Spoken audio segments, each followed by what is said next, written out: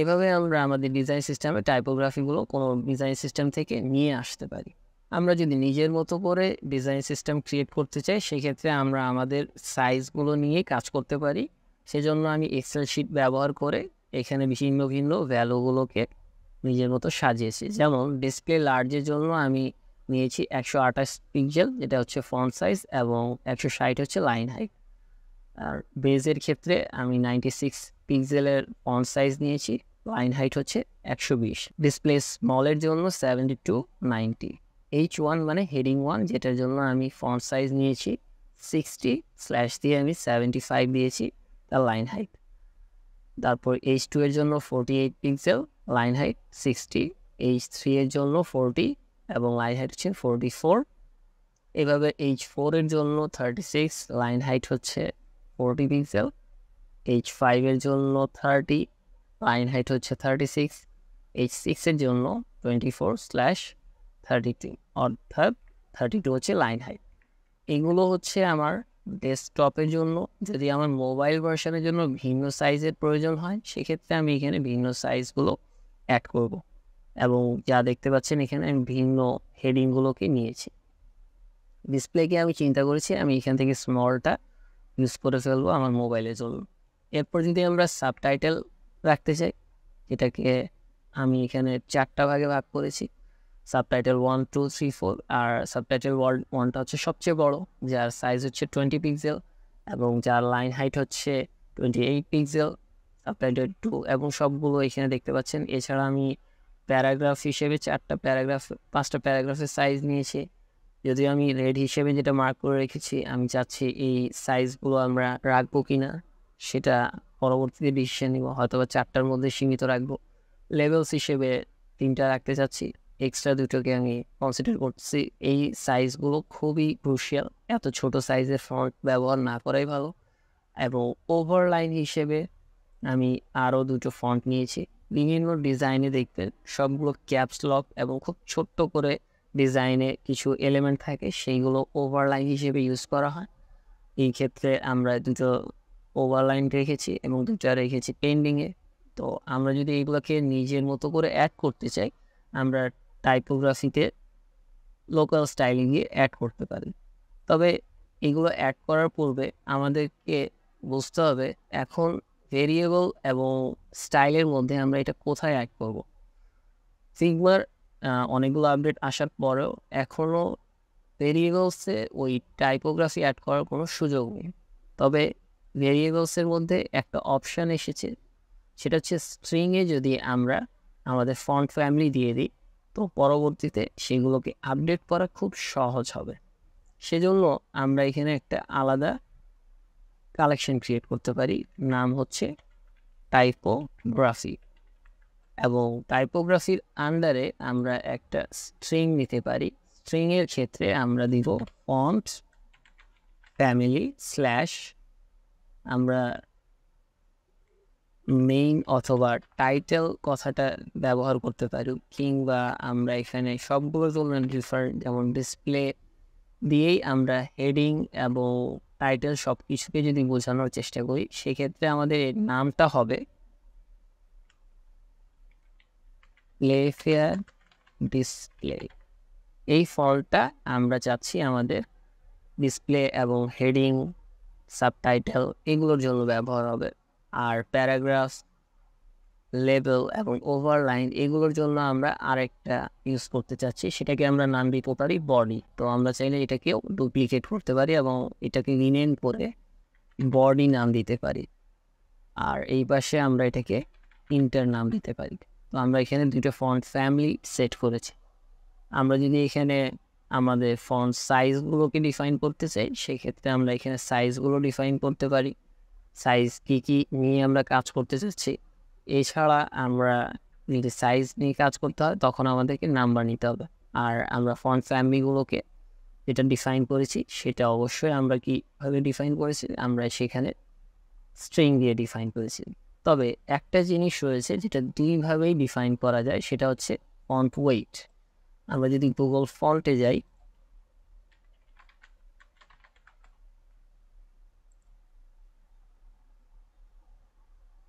তো আমরা যে কোনো ফন্টে গেলে এক পাশে আমরা দেখতে পারি তার ফন্টের নাম, যেটা ওয়েট হিসেবে কনসিডার করা হয় থিন, এবং পাশে নাম্বার দেওয়া আছে 100। তার মানে আমরা ফন্টটাকে আসলে কোন ওয়েটে ইউজ করব সেটার নাম দিয়েও ব্যবহার করা যায়, নাম্বার দিয়েও ব্যবহার করা যায়। এবং এর আগে আমরা দেখছিলাম 400, যেটা ম্যাটেরিয়াল ডিজাইনে, সেই 400 দিয়ে আসলে রেগুলারে বোঝানো হয়।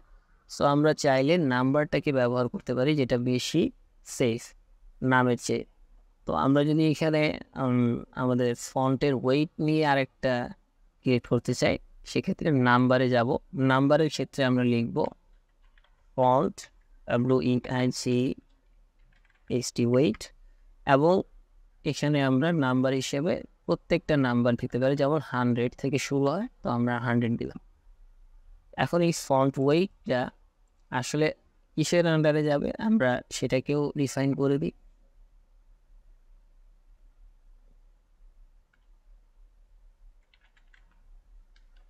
এটাকে আপনি যে কোনো নাম দিতে পারেন। এখন দেখতে পাচ্ছেন ফন্ট ফ্যামিলি একটা, যার মধ্যে এই দুটো ফন্ট ফ্যামিলি, এবং ফন্ট ওয়েট যেখানে সিঙ্গেল একটা লাইট 100, যে আপনি এখানেও দেখতে পাচ্ছেন। সরি, এখানে লাইট হবে না, থিন হবে। আমরা এটাকে ডাবল ক্লিক করে রিনেম করে দিচ্ছি থিন।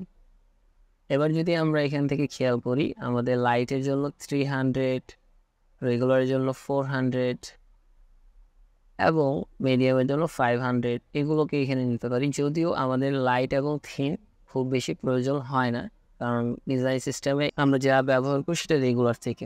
এবং আরেকটা বিষয় হচ্ছে, এতগুলো ডিজাইন সিস্টেমে আমরা রাখি না। সো আমরা দুটো জিনিসকে এখানে রাখবো।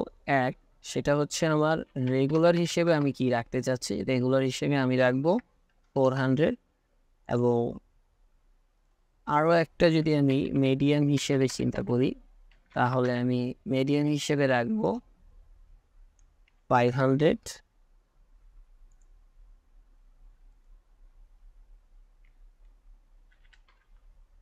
সেমি বোল্ড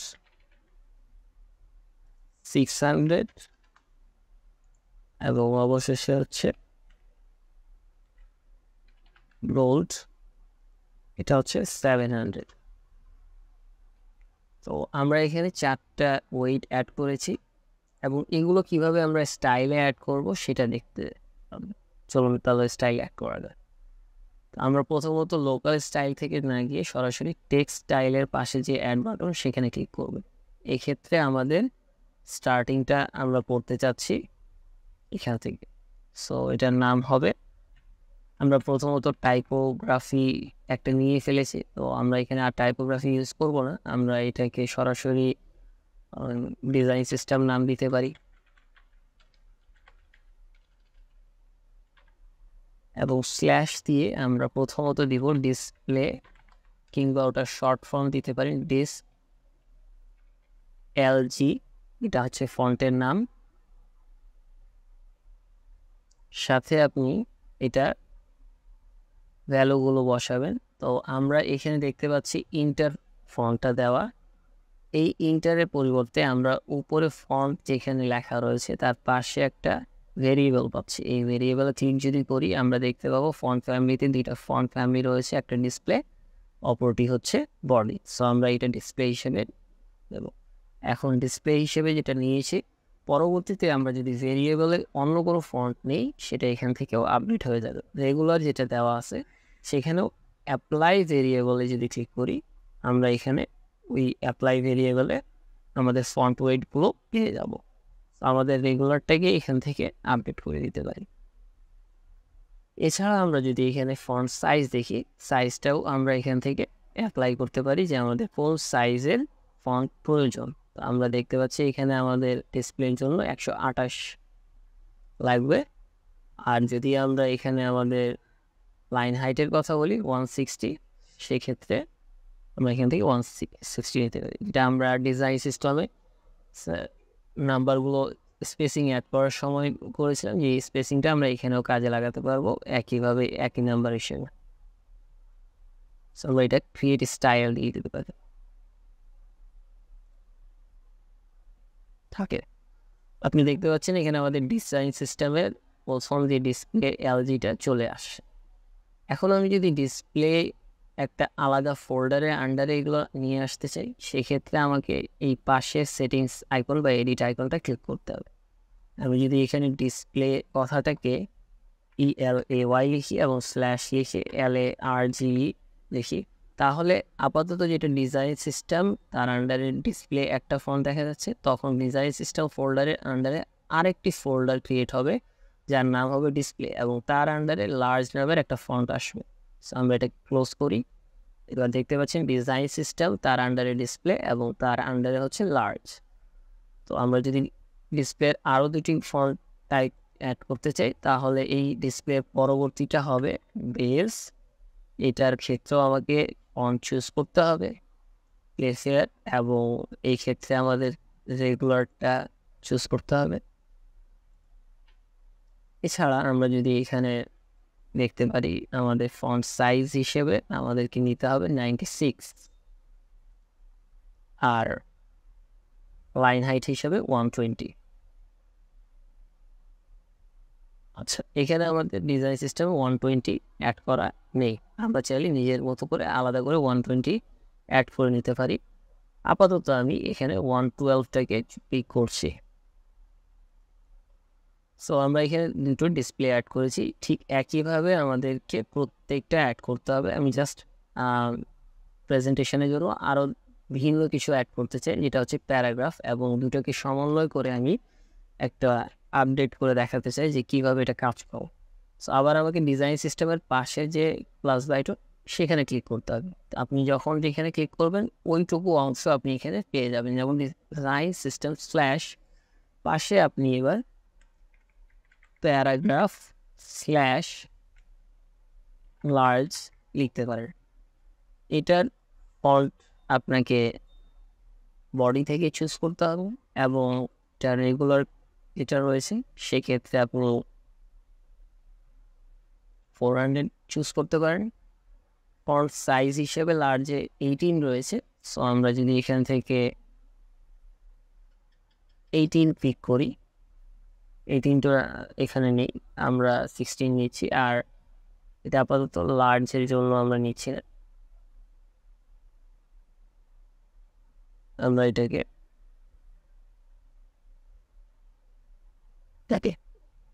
ওইটা আমরা 18কেও অ্যাড করে নিতে পারি। আমাদের ভেরিয়েবলসে গিয়ে আমরা যদি প্রিমিটিভসে ফিরে যাই, আমাদের দুইটা সাইজের সমস্যা ছিল, আমরা দুইটা সাইজকে অ্যাড করে নিতে পারি। প্রথমত একটা ছিল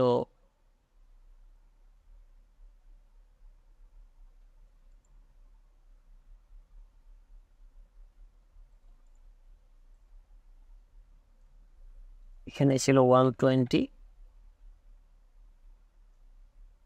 এই 120কে আমরা 4 দিয়ে যদি ভাগ করতে চাই তো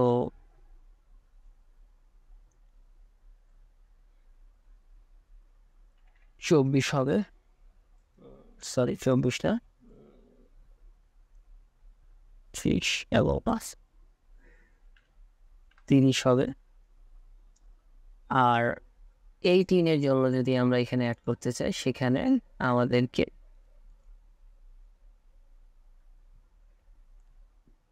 4-5 দিতে হবে, এটার ভ্যালু হচ্ছে 80। আমরা যদি আবারও এটাকে আপডেট করতে চাই যে আমাদের এই বেস না, আমরা এটাকে 18 রাখবো না, সো আমরা এটা 120-তে ফিরে যেতে পারি। এভাবে আপনারা যে কোনো সময় আপনাদের ডিজাইন সিস্টেমকে আপডেটও করতে পারেন। তো ডিজাইন সিস্টেমটা কোনো ফিক্সেটেড জিনিস না যে আজকে আমি যেটা দিয়ে দিলাম এটা আজীবনের জন্য।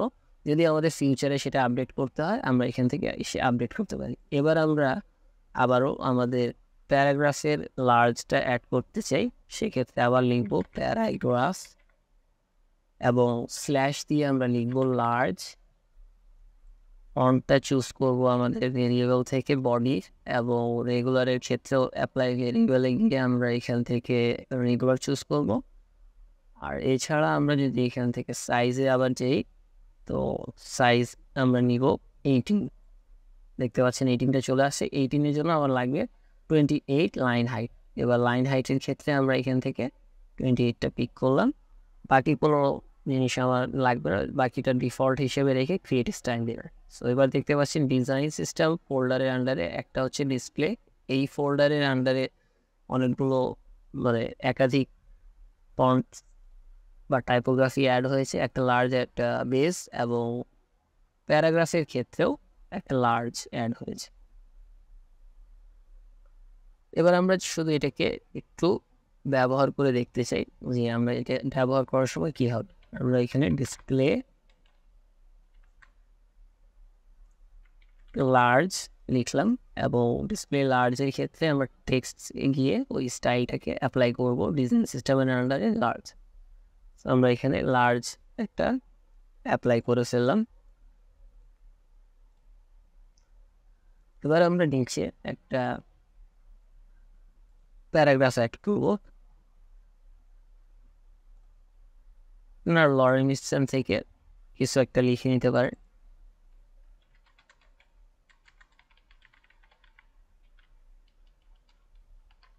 আমাদের অ্যালাইনমেন্টটা এটা বাম পাশ থেকে নিতে হবে। এবার যদি আমরা এটাকে লিখতে চাই,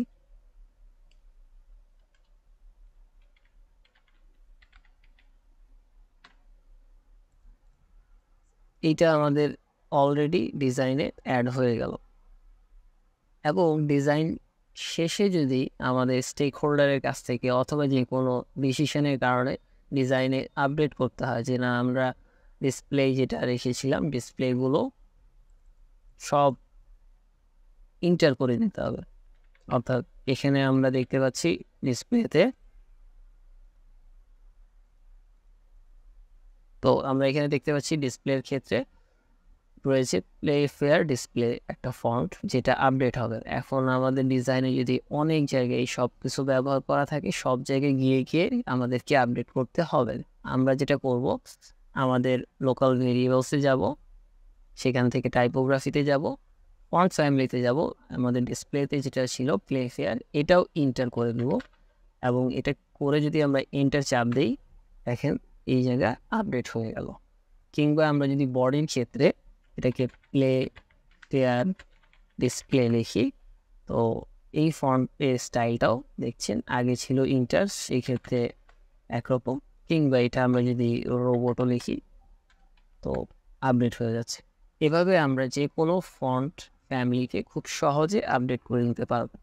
আশা করি টাইপোগ্রাফির এই অধ্যায়টা আপনারা ভালোভাবে বুঝতে পেরেছেন। আপনারা নিজেরা প্র্যাকটিসের জন্য এই সাইজগুলো কিংবা নিজের মতো করে একটা সাইজ ধরে একটা স্টাইল গাইড অ্যাড করতে পারে, যে আমাদের টাইপোগ্রাফিতে কি কি থাকবে, সেটা কি হেডিং এবং টাইটেল, প্যারাগ্রাফ, লেভেল, ওভারলাইন এইভাবে করবেন নাকি অন্য কোনোভাবে। আমরা একটা বিষয় আরও অ্যাড করতে চাই, যেটা হচ্ছে ওভারলাইন নিয়ে কথা বলেছিলাম। এবং ওভারলাইনের ক্ষেত্রে আমাদের যেটা হয়, এটা ক্যাপস লক অন করা থাকে, এইটা লিখে জায়গায় আমি রেগুলার করে দিচ্ছি। সো এই ধরনের কিছু ফন্ট থাকে, যেটা বিশেষ করে আমরা যদি দেখতে চাই আমাদের কিছু টেবিলের ক্ষেত্রে ব্যবহার করা হয়, টেবিলের হেডারের ক্ষেত্রে এটা ব্যবহার হয়।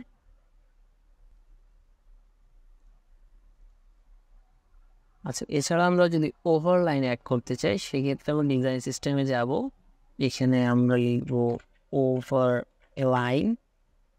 এবং ওভারলাইনের ক্ষেত্রে আমরা ওই ফন্টের ক্ষেত্রে চুজ করবো বডি, রেগুলার যেটা দেখা যাচ্ছে সেটা আমরা অ্যাপ্লাই ভেরিয়েবলে গিয়ে রেগুলার চুজ করব।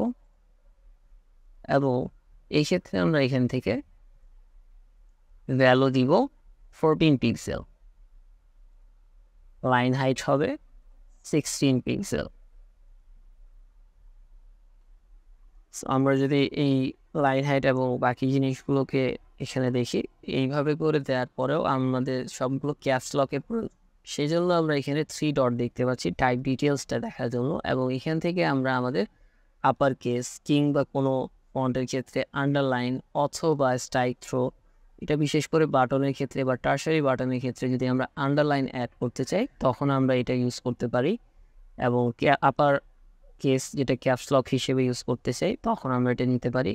এইগুলোকে সেটিং দিয়ে আমরা যদি ক্রিয়েট করি, তো আমরা এখানে ওভারলাইন দেখতে পাচ্ছি। যদিও ওভারলাইনটা সরাসরি সিম্পলিফাইড তৈরি হয়ে গেছে এবং আমরা জানি কীভাবে সেটা আপডেট করতে হবে। এডিট বাটনে ক্লিক করে ওভার লাইনের পরে স্ল্যাশ দিয়ে আমরা যদি এখানে মিডিয়াম লিখি, তো আমরা দেখতে পাচ্ছি ওভার লাইন একটা ফোল্ডারের আন্ডারে মিডিয়াম চলে আসছে। এবং এখানে যদি আমরা কিছু লিখতে চাই, যেমন এটা হচ্ছে ওভার লাইন, তো এটাকে আমরা ওভার লাইন থেকে আপডেট করতে পারি। পরবর্তীতে আমাদেরকে যে কোনো কিছু আমরা যদি আমাদের স্টাইল গাইডে গিয়ে আপডেট করি, এখানেও সেটা আপডেট দেখতে পাবেন। যেমন আমরা যদি ওভার লাইনের এই ভ্যালুটা 14-এর পরিবর্তে এটাকে যদি আমরা 20 করে দিই, আপনারা দেখতে পাচ্ছেন এখানে আপডেট হয়ে গেছে।